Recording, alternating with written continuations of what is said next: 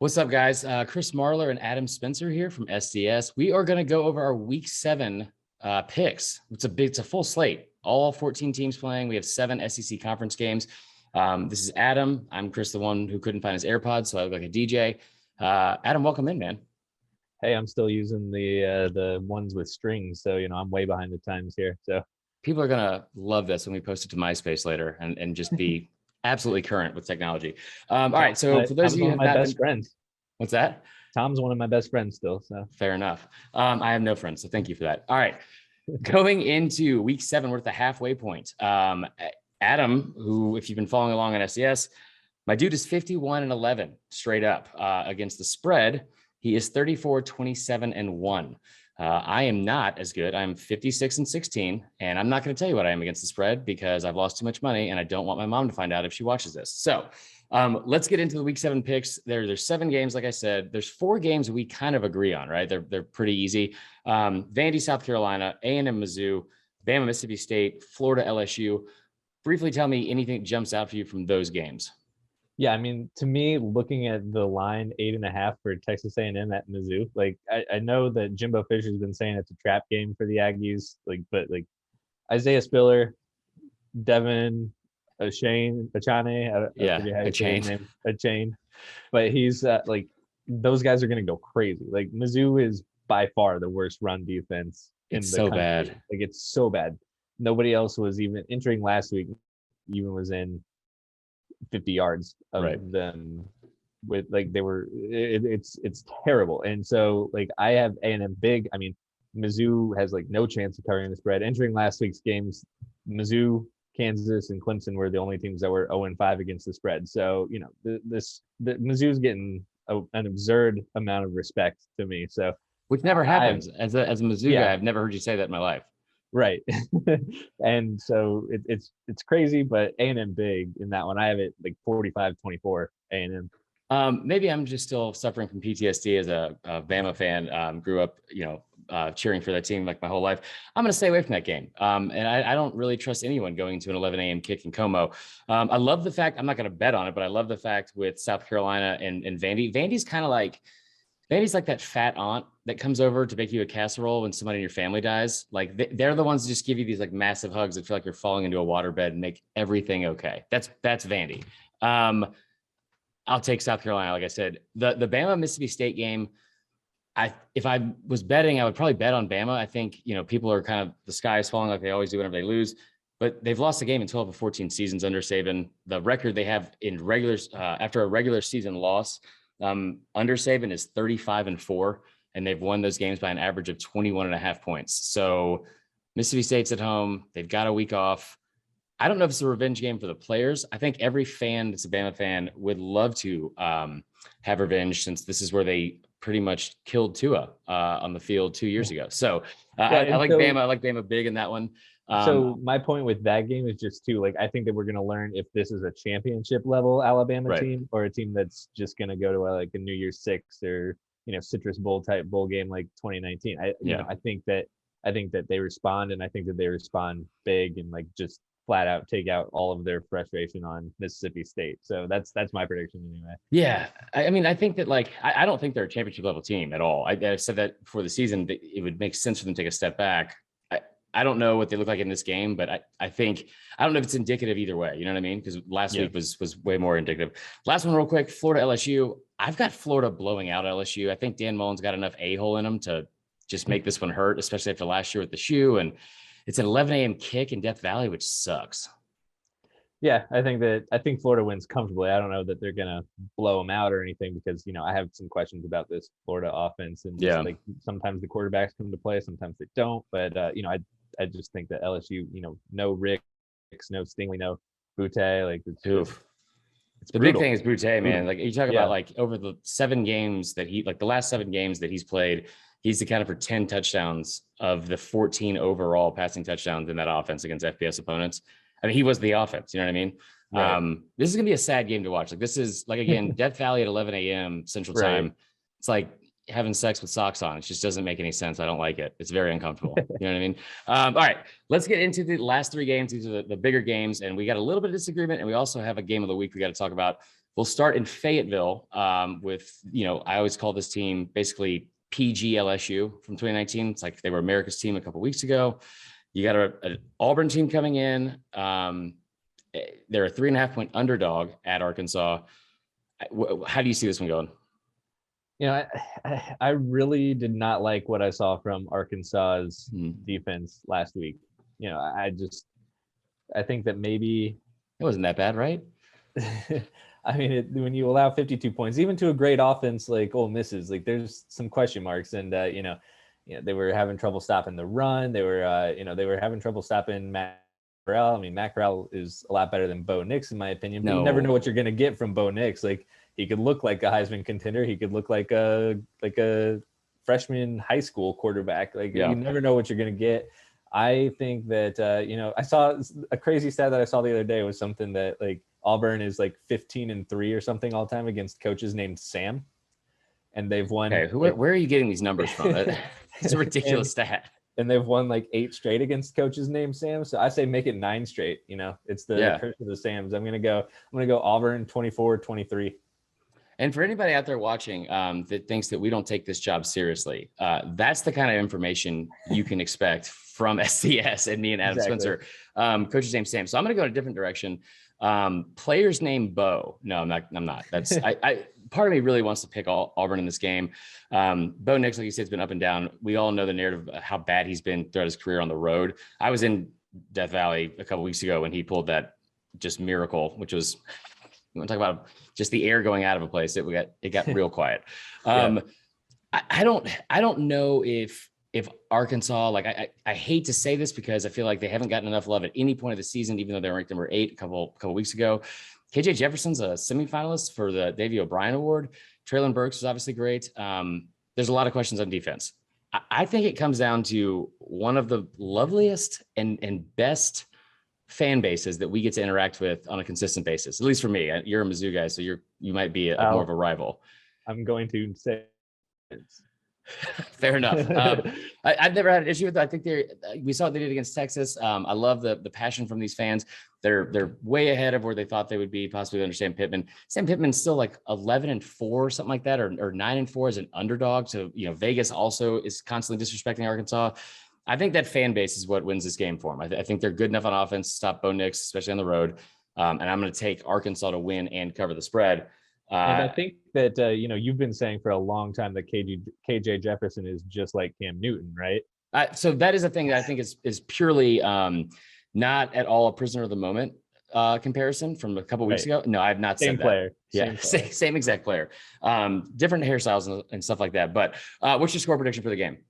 24-23 Auburn. Okay, I'll take that's pretty good. I'm gonna take 27-21 Arkansas. All right, we got 2 more left. This is like low key. The last game we talked about and this game, I feel like aren't getting anywhere close to the amount of attention they should be getting. Ole Miss going to Tennessee. Kiffin's first trip back to Knoxville. They love him up there.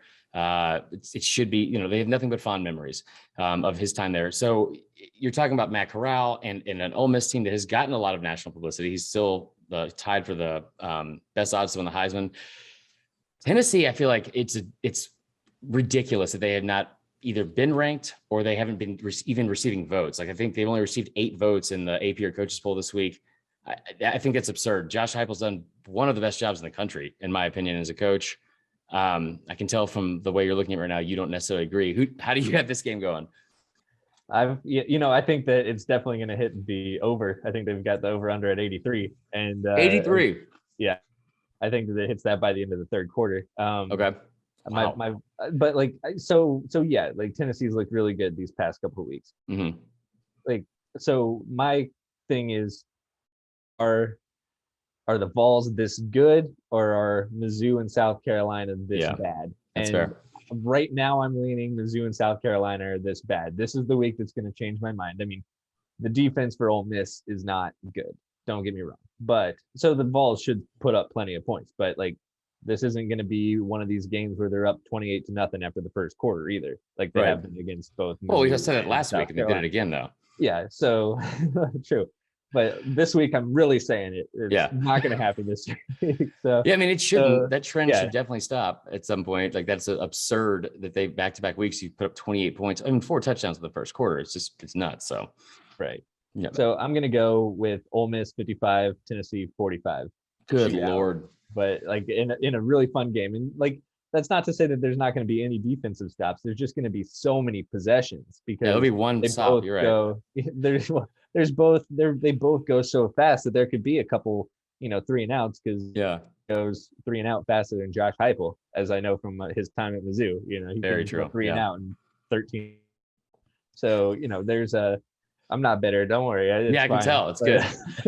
This pick purely isn't rooted in being a jaded fan. Give me the Heisman favorite though to take control of this game and do his thing. Okay, so I think that's the smart play, but here's the deal. Maybe I'm just wanting this to happen too much for their fan base, even though I know I'll immediately regret it because I know that Vol Twitter is the worst group of people, maybe this side of they're just, I love them to death, but like they are terrifying, right? I can't wait to see the atmosphere because for the first time in years, we're going to see Neyland back to being Neyland, and we're going to see this like Tennessee fan base. And they've just been like, they've been here before so many times over the last 10, 15 years, and it's not ended well at all. They haven't been great against ranked teams, especially inside the top 15, top 10. However, I love you said about Matt Corral. He's my favorite right now. He's to win the Heisman. I think he is like, I don't understand how Bryce Young and him are even tied. Corral's 20 touchdowns, no interceptions, all that good stuff. Hendon Hooker is a quarterback we're not talking nearly enough about. And he, sure, there's like, the numbers like don't blow you away from a yardage standpoint. But being able to have any kind of stability at that position for this team has been awesome to watch. And then you look at some of the numbers compared to Corral. Hendon Hooker has a higher completion percentage. The yards per attempt, he's a little bit under, 9.5 for Hooker and 10.3 for Corral. He's got 13 passing touchdowns, which is actually more than Corral. And so you're talking about on the year, it's a guy that's leading him in all those categories and passer rating, and still has 16 total touchdowns with only 1 interception. I think it's going to be a track meet, like you said. I think, the only guarantees I can make are Tyon Evans is going to get some yards. There's going to be a lot of overweight people with orange and white overalls with nothing under them for no reason. Of course. Because fashion. I'm taking Tennessee. I'm going to take Tennessee to win. If they're not ranked after that win, I will lose it, or I'll just, give the number and addresses for every single one of the voters to Clay Travis and let him do his work. Last pick of the week, we've got Georgia, Kentucky. It's a big one in Athens. Georgia playing another top 12, top 15 team at home, and they're a 21-point favorite. So how do you see this game going? So this is tough for me because like I look at that 21.5-point spread and I'm like, that's insane. But then I remember that they beat Arkansas 37-0, and I'm like, and it should have been worse. And that was I believe that was a Stetson Bennett game, was it not? So he threw for 73 yards. Yeah. So like when you see that, like, I'm like, okay, like I do think that I have Kentucky tying South Carolina with 13 points scored for the most on this defense. And then, but like, I just think that Kentucky's defense, I know that they're down a couple of defensive tackles, including Josh Pascal. You don't want to be down a guy like that against this Georgia rushing attack. But like, I just really think that this defense and like the way that Kentucky controls the ball with its own ground game, like, I just think that this is going to be closer. I still think Georgia wins comfortably, but I have it as like a 27-13 game. Instead, I mean, it's not far off. What frustrates me not watching Georgia, because they're fantastic to watch. What frustrates me is Vegas, because they're so damn good, and Georgia's a 22-point favorite, and the line or the over/under is only 44.5. Like Kentucky's team total, they're averaging 31 points a game. Kentucky's team total is 11.5 points. Auburn's was 14.5. I thought it was like the lock of week last week. Here's the thing. So I hate this game for Kentucky for a lot of reasons. I think, it's the feel-good story of the year, and I feel like we're a little bit late on it because they weren't even ranked a couple of weeks ago, and they've been, performing well all season. I think that we're getting a little bit too hyped for how they looked against LSU.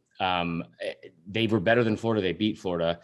They were better, obviously, than LSU, and LSU's garbage, though. And what Kentucky does really well is run the football.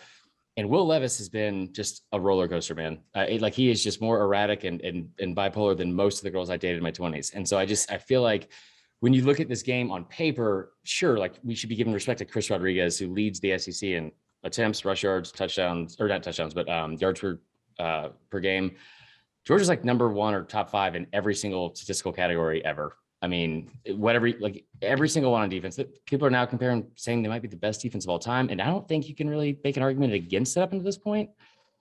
Especially in today's like college football, to do what they're doing, 33 points through 6 games is like, it's ridiculous. Like it's frankly, and like, they're not even at full strength on that side of the ball yet. And like, it's ridiculous, and they're so good. And Jordan Davis is just the key to that in the middle there. And then right, yeah, I just it's not fair what they're doing. And they're not even, and they don't even have like their back end, because like I know there's some talk about like, oh, this, you can't take this job away from Stetson Bennett. It's like, no, JT Daniels is the starter when he's healthy. The problem is we're not going to get into that. You can't trust him to stay healthy. Yeah. So, and you know, we'll save that for another time, because I actually feel differently than that. I think the Georgia fans have kind of hyped this guy up as it's like, you know, that old saying, it's like, do you love him or are you in love with the thought of him? Because I think that like, I understand the you know, limitations of Stetson Bennett physically, but at least he's playing. And in this day and age, at least I mean, this is a kid that was 4th string before the season. You blamed everything on him last year if you're a fan base. And then now he comes back, never transfers in this day and age with like how fragile like the egos of quarterbacks are. Now you got me on a soapbox. I'm not doing this for you. Here's the thing. You look at what Georgia has done to like star players all season. Kevin Harris at South Carolina, 16 carries, 31 yards. The most yards they've given up to any running back this season or rusher was at UAB. I just don't think it goes well. I mean, Traylon Burks, 3 receptions for 10 yards. You know, Tank Bigsby, 10 carries, 28 yards. I think this Georgia defense is able to shut them down. I think they win big. I think they win big again. And it's just a very slow, methodical, just suffocating defensive win. I will say that I'm going to have a bold prediction here, because you're on 3:30 national game and this team's starting to develop a little bit of a personality. Jordan Davis, big man touchdown. Kirby, give it to me or lose me forever, because I'm over it at this point. Yeah, like, do it and get him in that Heisman race. And the smart people have Jordan Davis in like at least the top 5 of their Heismans right now. Get him a touchdown though. Get him up there. Put him in at fullback or something, and or you know, just I'm in. Do something. Get him that touchdown. I agree. I think that Kentucky defense is pretty good. I know not to take anything away from them, but I got Georgia 34-3. So there's that. Yeah. Sorry, Kentucky fans. All right. That is all for this week. Make sure you check back next week. We'll probably do this again, and hopefully I'll have actual headphones and not these. And we'll see you then. I'm going to stick with these. Good. Perfect. All right. We'll post it to MySpace in a couple minutes, and we'll talk to y'all next week, guys.